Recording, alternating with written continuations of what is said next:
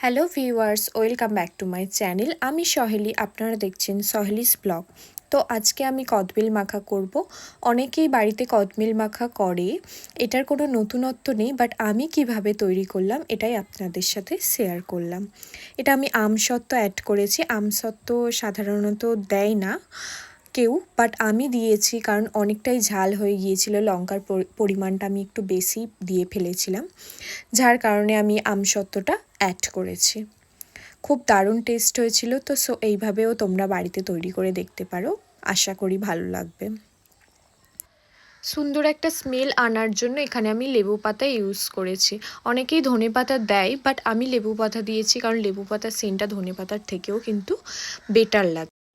এটা কিছুক্ষণ মজিতে দিয়ে তারপরেই টেস্ট করেছিলাম। তো আমার টেস্ট দারুণ এসেছিলো। ভিডিওটি ভালো লাগলে অবশ্যই লাইক, কমেন্ট, শেয়ার করো। টাটা।